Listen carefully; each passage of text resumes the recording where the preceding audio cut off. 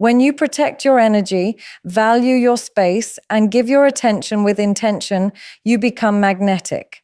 Scarcity creates value, mystery fuels desire, and self-priority commands respect. You don't chase, you attract. The right people will value you, not for your constant presence, but for the rarity of your essence. When something is easily available, we often take it for granted. The same principle applies to human attention. When you make your attention scarce, you automatically create value around it. People are wired to desire what they cannot easily have, and when you're not constantly available, when you're not always answering every call, replying to every message instantly, or giving every ounce of your energy, you become a rare experience. Scarcity breeds desire, and desire creates attraction. Think about it. Why do we value diamonds? Not because they are useful in everyday life, but because they're rare, difficult to find, and not in everyone's possession. Your attention works the same way. The more selective you are with who gets your time and energy, the more people will appreciate it when they do receive it. The moment you make yourself too accessible, too common, you lose the magnetism that makes others feel privileged to be in your presence. The truth is, human psychology is built around the law of supply and demand. When the supply is endless, the demand drops. If you're always available, there's no urgency for someone to cherish you now. They'll assume they can have you later, so they stop valuing the moments they have with you. But when you pull back, when your attention becomes something they can't get on demand, suddenly it feels more important, more special. People start noticing the small details about you. They start remembering the times they shared with you, and they begin to crave that connection again. It's not about playing games or manipulating anyone. It's about respecting your own worth and recognizing that not everyone deserves unlimited access to you. When you treat your attention like a scarce resource, you set an unspoken boundary that tells others you're not desperate for their approval.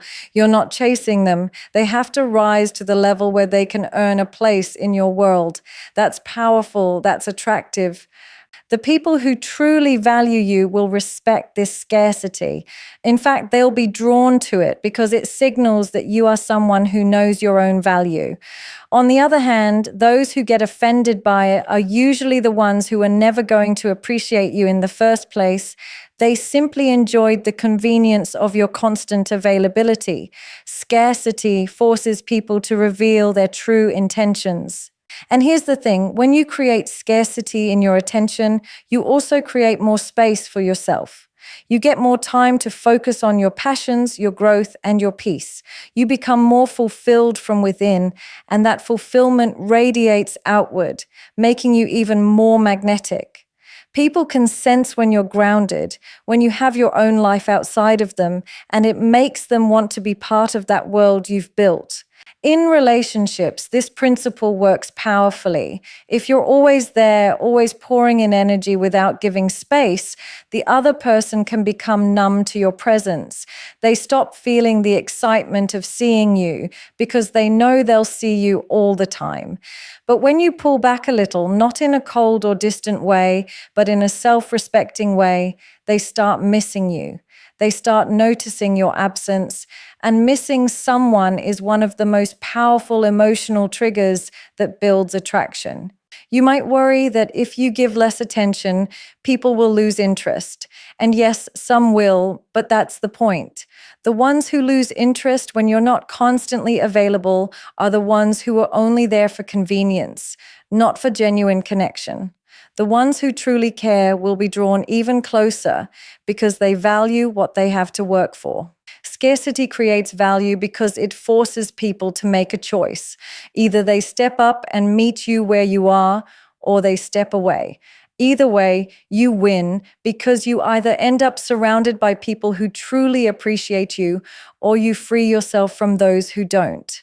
In a world where everyone is chasing attention and validation, being the person who doesn't give it away so easily will make you stand out instantly. You're not common, you're not replaceable, and that is exactly what makes you unforgettable.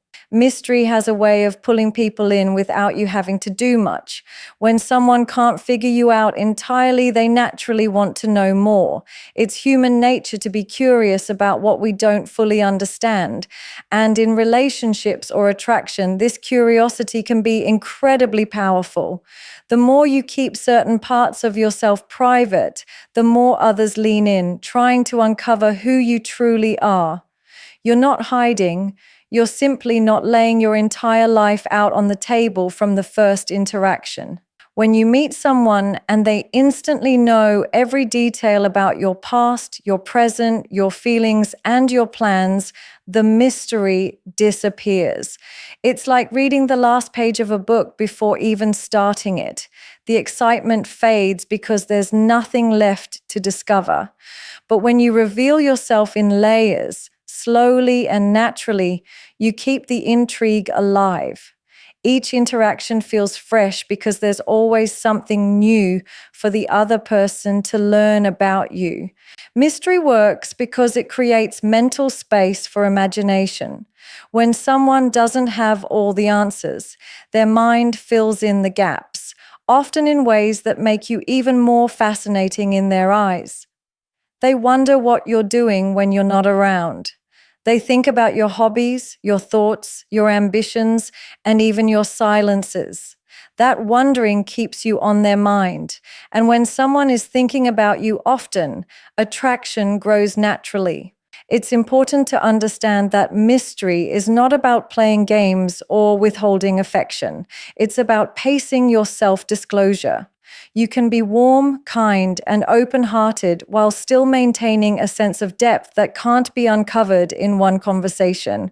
You can share stories about yourself without explaining every detail, leaving room for follow-up questions, future conversations, and that subtle spark of curiosity. The danger in being overly transparent too soon is that it removes the element of discovery. People get comfortable too quickly and stop feeling the urge to learn more about you. But when you hold back certain aspects of yourself, not in a secretive way, but in a natural, self-respecting way, you give them a reason to keep coming back. They feel like there's more to you than what they've seen so far, and that thought alone makes you more attractive. Mystery also communicates self-control. When you don't feel the need to overshare, it shows that you're confident enough to let people earn your trust and your story over time. It tells them that your life is valuable and not open for just anyone to dissect. That sense of selectiveness elevates your perceived worth because people know they're not entitled to every part of you just because they're in your presence. In today's world, where social media encourages constant sharing, mystery is rare. Most people put their entire lives online for everyone to see, but the person who doesn't post everything, who has moments that are theirs alone, instantly stands out. There's a certain allure in knowing that not everyone has access to your thoughts, your activities, or your emotions. You become someone people want to get close to, just to see the parts of you that the rest of the world can't. In attraction, mystery keeps the emotional spark alive because it prevents the relationship from becoming predictable too quickly. When you're an open book from the start, the excitement can fade fast. But when there's always more to discover, new sides of your personality, unexpected passions, hidden talents, it keeps the connection dynamic. It's like a movie with plot twists. You want to keep watching because you don't know what's coming next. Mystery also protects you emotionally. When you don't give away all of yourself too soon, you create a natural filter. Only those who are genuinely interested, patient, and invested will stick around long enough to learn more about you. This means you naturally avoid people who are only there for instant gratification or shallow interest. When you embody mystery, you carry yourself differently. You don't rush to fill silences. You don't feel the need to justify every action, and you're comfortable letting people wonder. That quiet confidence is magnetic. It makes people want to be around you just to see what you might reveal next. And the more they want to know, the more drawn they become. In the end, mystery sparks curiosity because it invites pursuit. It makes people lean forward instead of leaning back. And in a world where most people are shouting for attention, being the one who lets others come closer on their own terms will always make you stand out. When you give too much of yourself too soon, you take away the natural rhythm of attraction. Human connections thrive on a certain balance, enough interest to feel valued, but enough space to keep the spark alive. Overgiving disrupts that balance. It floods the other person with so much attention, validation, and effort that they no longer have to invest anything in return. And when there's no effort from their side, the intrigue fades. It's tempting to believe that giving more will make someone value you more. You think if you're always available, always doing nice things, always going out of your way, they'll realize how special you are. But in reality, the opposite often happens. When someone receives too much without having to earn it, they stop appreciating it. The law of human nature says we value most what we have to work for. When you overgive, you take away the challenge, and without challenge, there's no excitement. This doesn't mean kindness or generosity is wrong. The problem begins when your giving becomes unbalanced, when it's constant, unreciprocated, and done from a place of fear that if you don't give enough, they'll lose interest. That kind of giving is not selfless. It's driven by insecurity, and people can sense it. They might not say it out loud, but they can feel when your actions are more about keeping them than genuinely connecting with them. Overgiving also removes mystery. If someone knows you'll always be there, always answer immediately, always rearrange your life for them, there's nothing left for them to wonder about. They stop asking themselves, do they like me? Or will they say yes to this? Because they already know the answer. That certainty might sound good, but in attraction, a little uncertainty is what keeps emotions alive. The more you pour into someone without boundaries, the more they subconsciously begin to believe your value is less than theirs. It's not that they're bad people. It's just how human psychology works.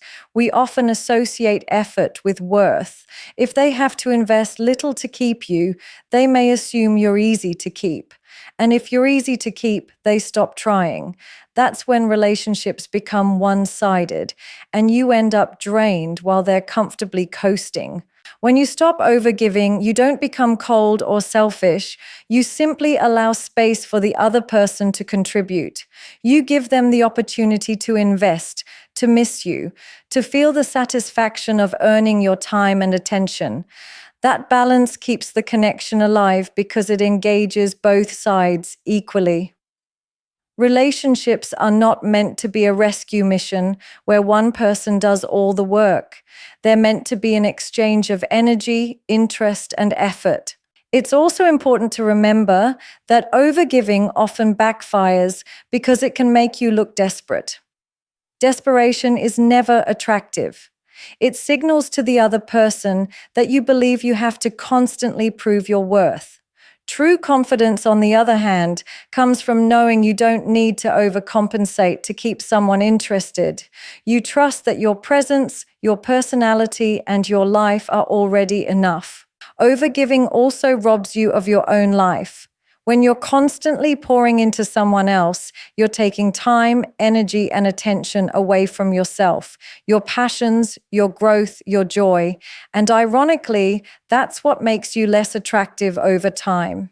People are drawn to those who have their own vibrant life, not someone who orbits entirely around them. When you maintain your own center, your giving becomes more meaningful because it comes from a place of abundance, not emptiness. Pulling back from overgiving doesn't mean withholding affection or becoming distant. It means giving thoughtfully, not excessively. It means letting your actions match the other person's level of investment. It means understanding that your attention is a privilege, not an obligation. When you give in balance, you create a healthy dynamic where both people feel valued and intrigued. In the end, overgiving kills intrigue because it removes the push and pull that keeps attraction alive. It eliminates the space where curiosity, longing, and appreciation grow. When you learn to give from a place of self-respect rather than fear, you keep that spark alive while protecting your own energy. And the right person will never need you to exhaust yourself just to keep them around. They'll meet you halfway, and that's where real connection thrives. Confidence in space is about the quiet assurance that you don't need to be constantly present, constantly talking, or constantly proving yourself for someone to value you. It's the ability to step back without fear, to give breathing room without worrying that distance will make you disappear from someone's mind. In fact, that space often works in your favor because it allows others to appreciate you more deeply and see your presence as something special rather than ordinary. When you're confident in space, you understand that your worth isn't determined by how much time you spend with someone or how many reminders you give them of your existence. You know you are enough as you are, and that truth doesn't need constant reinforcement. This kind of confidence is magnetic because it shows that you are secure in yourself. You're not clinging, you're not chasing, you're allowing the relationship, whether romantic, platonic, or professional, to breathe naturally. Many people struggle with this because they fear that space equals disconnection. They believe that if they're not always available, the other person will lose interest or replace them. This fear often leads to overcommunication, overcompensation, and the subtle pressure that comes from needing constant reassurance. But the reality is, people often value what they're given space to miss. When you're always there, there's no room for longing to develop. Confidence in space means you don't panic when someone takes longer to respond, when plans aren't made instantly, or when they need time for themselves. Instead of reading that as rejection, you see it as a natural part of healthy connection. You understand that relationships are not built on constant interaction, but on mutual respect, trust, and the ability to enjoy each other while also enjoying separate lives. This kind of self-assuredness also communicates that you have your own fulfilling life. You're not waiting by the phone or structuring your entire schedule around another person's availability. You have passions, goals, and responsibilities that keep you grounded and busy. This makes your presence more valuable because it's clear you're not offering it out of boredom or need. You're offering it because you choose to. People can feel the difference between someone who's with them because they want to be and someone who's there because they have nothing else going on. Confidence in space also sets a standard. It shows that you respect boundaries and expect the same in return. You're not trying to control the other person's time or demand their constant attention. You give them the freedom to come toward you naturally, which builds genuine attraction and trust. This is the opposite of insecurity, where someone might try to fill every silence out of fear that the connection will fade. In romantic dynamics, confidence in space keeps the energy fresh. When you're not in each other's pockets all the time, there's a sense of anticipation for the next meeting or conversation. It gives both people the chance to grow individually, so when they come back together, they have new experiences, thoughts, and feelings to share. That exchange of newness is what keeps relationships from becoming stagnant. It also filters out the wrong people. If someone needs constant attention to feel connected to you, they may not be ready for a healthy relationship. The right person will not see your independence as a threat. They'll admire it. They'll feel drawn to you because you're self-sufficient, yet still capable of deep intimacy when you choose to give it. The truth is, space doesn't weaken real bonds, it strengthens them. If someone truly values you, distance will not erase their feelings. In fact, it will often deepen them. They'll find themselves thinking about you, missing you, and appreciating your presence more when you return. This is why confidence in space is so attractive. It combines self-respect with trust, creating a dynamic that feels free, yet connected at the same time. When you carry this confidence, you move differently. You're not rushing to prove your worth. You're not afraid of silence or pauses. You trust the connection enough to let it breathe. And in a world where so many people are afraid of being forgotten, being the one who's comfortable in space makes you unforgettable. Your energy is one of the most valuable resources you have. It's not limitless. And once it's spent, you can't simply get it back in the same form. Where you invest your mental, emotional, and physical energy shapes the quality of your life and the connections you have with others. That's why learning to guard it, protect it, and give it only to people and situations that truly deserve it is a form of self-respect. Too often, people waste their energy on individuals who drain them, on conversations that go nowhere, and on trying to win over those who are indifferent. Every time you give your attention, your time, or your emotional effort to someone, you are making an investment. The question is, are you getting any return on that investment? If the answer is no, you are essentially pouring your energy into a black hole, leaving yourself depleted while gaining nothing in return. When you start seeing your energy as precious, you become intentional about where it goes. You begin to recognize that not everyone is entitled to your focus. Not everyone deserves to have unlimited access to your thoughts, your emotions, and your presence. This doesn't mean you shut people out or become cold. It means you become selective.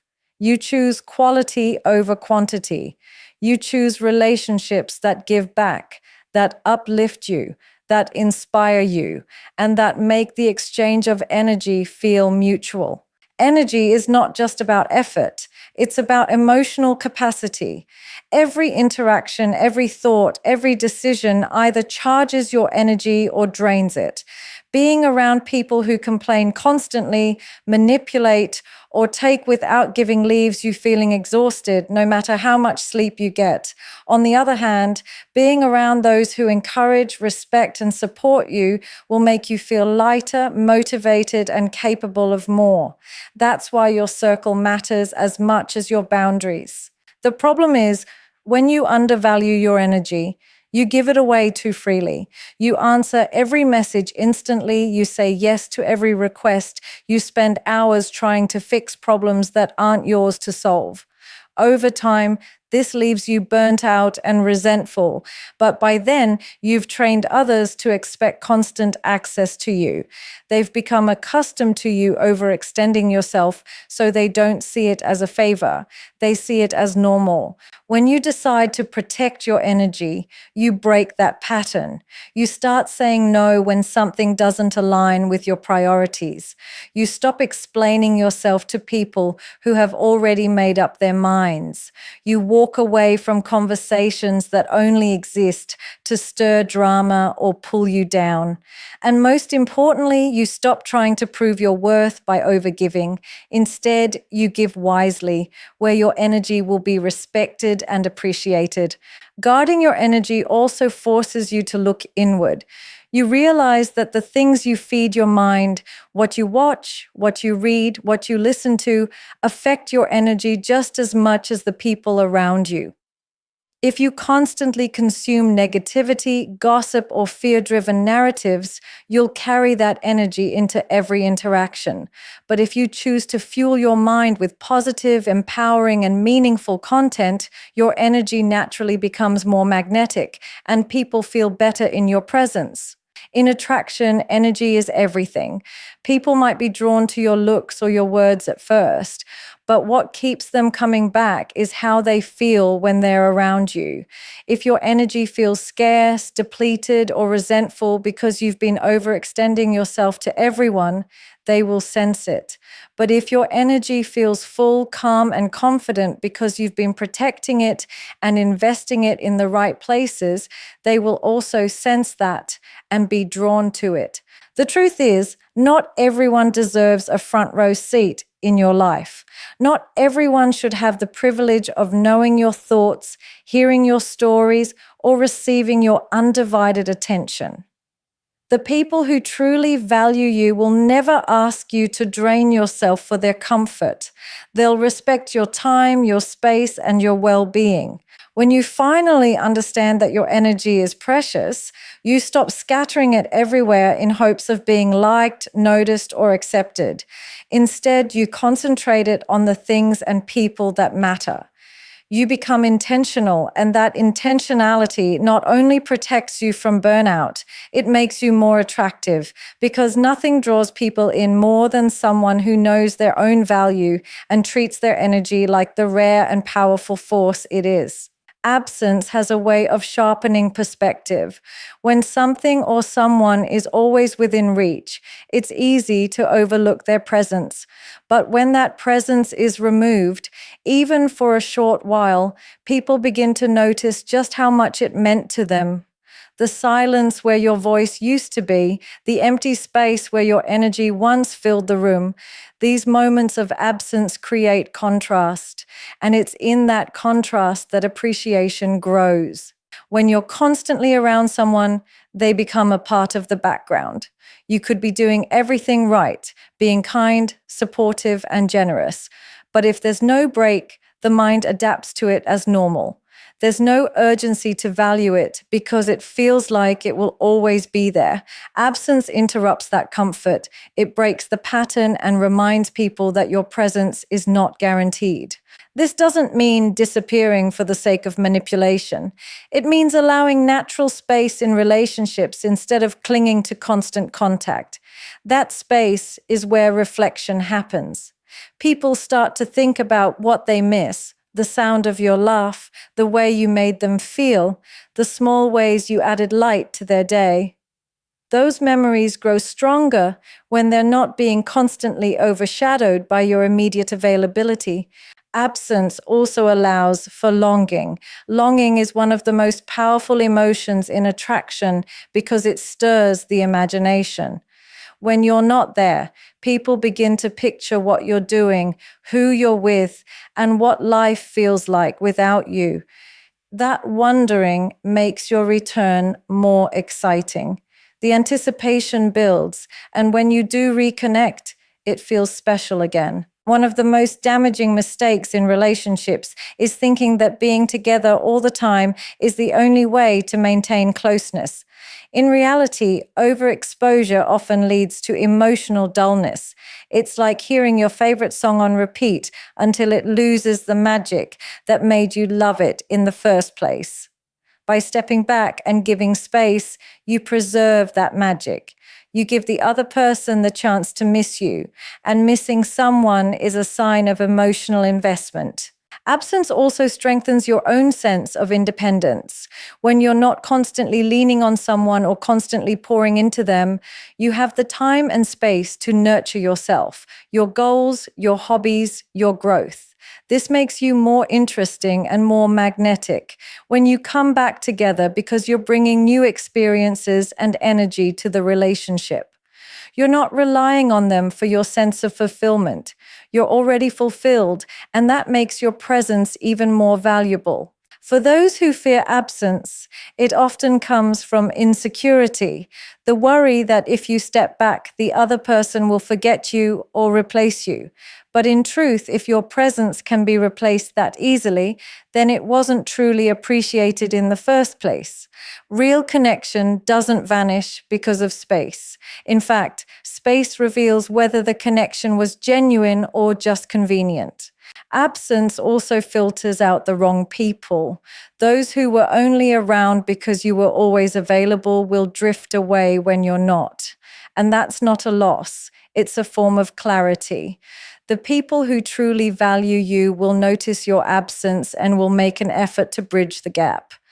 They'll reach out, they'll initiate, and they'll make sure they don't lose the connection. In attraction, absence works because it creates contrast. Presence feels more exciting after a period of absence. Just like water tastes sweeter when you've been thirsty, it's not about withholding yourself to manipulate someone's feelings. It's about understanding that space is part of the rhythm of human connection. Too much presence dulls appreciation, while a little absence makes the heart and mind realize your worth. When you embrace this, you no longer feel the need to overstay in anyone's life just to be remembered. You trust that your presence, your energy, and the value you bring speak for themselves. And when you do return after being away, people will feel the difference. They'll notice how much lighter, fuller, and more self-assured you've become, and that will only make them appreciate you more. Attention is one of the most powerful currencies you have, and when you treat it as a reward rather than something to be given freely to everyone, it transforms how people perceive and value you. The truth is, human nature is wired to appreciate what feels earned. When someone has to put in effort, show respect, and genuinely connect to receive your attention, it becomes meaningful. But when your attention is available on demand to anyone at any time, it loses its impact. In relationships, friendships, or even professional settings, attention signals interest and importance. The moment you give it without any boundaries, people start taking it for granted. They assume you'll always be there, always responding instantly, always prioritizing them no matter how they treat you. And once they make that assumption, they stop working for it. They stop appreciating it. What was once exciting becomes expected. When you begin to see your attention as a reward, you naturally become more selective. You stop giving endless energy to people who put in little or no effort. Instead, you invest your time and focus where it's reciprocated. This creates a natural balance. Those who value you will step up, and those who don't will fade away. Both outcomes work in your favor because they filter your circle to those who truly deserve your presence. This isn't about arrogance or withholding affection to manipulate someone. It's about understanding the value of what you offer. Your presence, your words, your energy, they all have weight. Not everyone is entitled to them just because they want them. When you make someone earn your attention through consistency, respect, and effort, you're not only protecting your own energy, you're also increasing how much they appreciate the moments they have with you. Think about how we value achievements. A trophy means more when you've trained for months to earn it, rather than when it's handed to you with no effort. The same applies to attention. When someone has to invest in knowing you, understanding you, and showing up for you, they value the connection more. They feel a sense of pride and satisfaction in having it, which makes them less likely to take it for granted. Treating attention as a reward also changes how you carry yourself. You're no longer the person chasing others or bending over backwards for scraps of interest. You set the tone by deciding who gets access to your focus and when. This creates an unspoken message. You are a person of value and your time is not infinite. People pick up on that energy, and it makes them want to earn a place in your life rather than assume they already have it. In attraction, this dynamic is especially powerful. When your attention feels exclusive rather than automatic, it creates a sense of privilege in the other person. They feel special when they have your focus because they know you don't give it to just anyone. This builds intrigue and desire because scarcity heightens value. If your attention can't be easily bought or manipulated, it becomes a prize in itself. The danger many people fall into is over-giving attention too soon. They meet someone and immediately flood them with constant messages, compliments, and availability. While it may come from a place of genuine interest, it removes the thrill of discovery.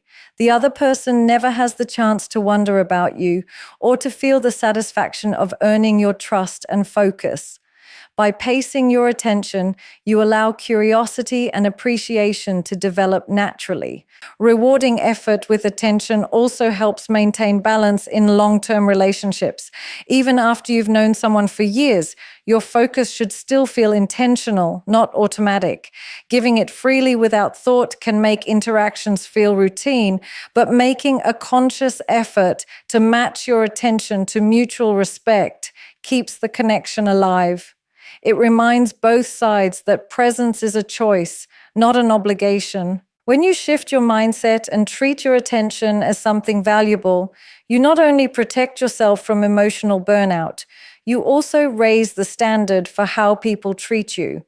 Those who want to stay in your life will rise to meet that standard, and in doing so, they'll value you more deeply, because attention given as a reward isn't just noticed, it's cherished. When you make yourself a priority, you send a clear message to the world. You know your worth.